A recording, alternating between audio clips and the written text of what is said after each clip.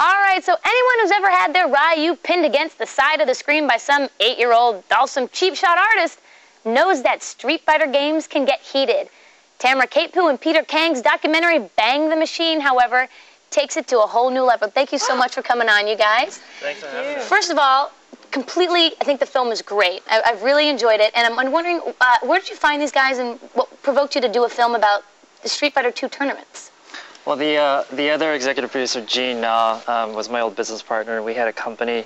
We actually met playing Street Fighter, and we promised each other one day if we had the means, we'd make kind of like an homage to this whole subculture. And on a whim, we went to this famous arcade in San Jose and met John Choi playing Street Fighter. Yeah, and he's a solid player. He's like the guy. He's like the man. And we realized that these guys were totally accessible and that we could actually show, you know, the world like what this whole world is about. So. And I think what's great is that you get into the lifestyle of it. It's not so much about Street Fighter the game, but you really do a great job of going into the lifestyle. Now, you directed the film. What was your approach to that? Well, that's interesting because I think what you say, it was more about the lifestyle. I think really when you're making a film about a tight-knit subculture, it's important that you don't sort of concentrate on the intricacies of the subculture and make it sort of so that everyone can understand what this world is about. So we sort of try to concentrate on universal themes like, in our film, loyalty and rivalry and betrayal rather than, you know, small things that people might not be able to understand. And did these characters sort of develop over time? The more you shot them, the more you could sort of give them their, I guess, their character, like help them develop that person, you know? Like, how long did you have to shoot them in order to figure out who they really were?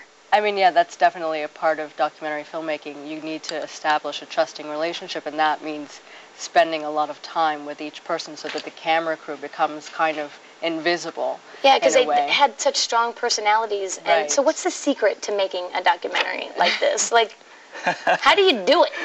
Lots of time and patience and some cash. Helps to be well funded too. Yeah, I mean, you definitely need to have good characters with good stories and have a trusting relationship with those people. And it's nice if the story you're telling has a natural kind of arc to it.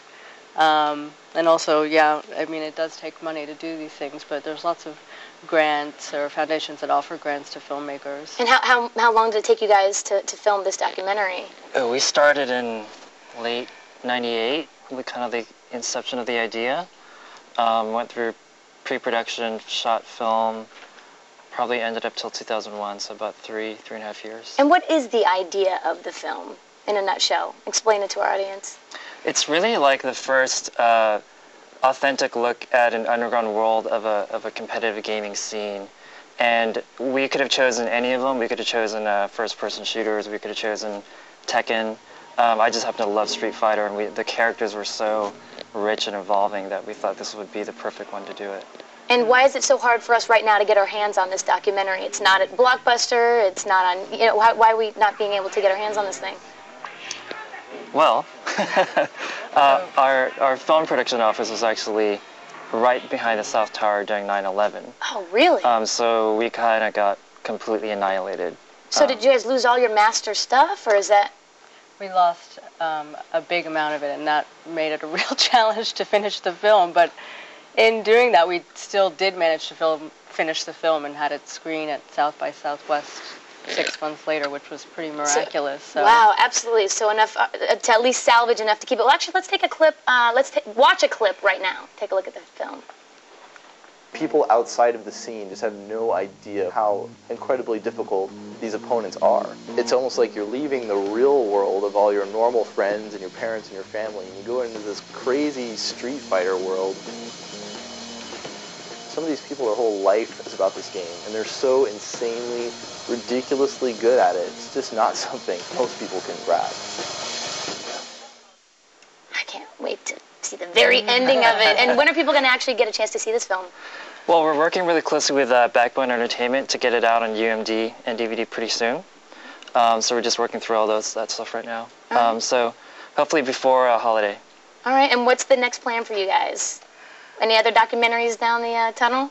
Yeah, for sure. I mean, I think the video, gaming world is so rich that we could definitely make a follow-up to this.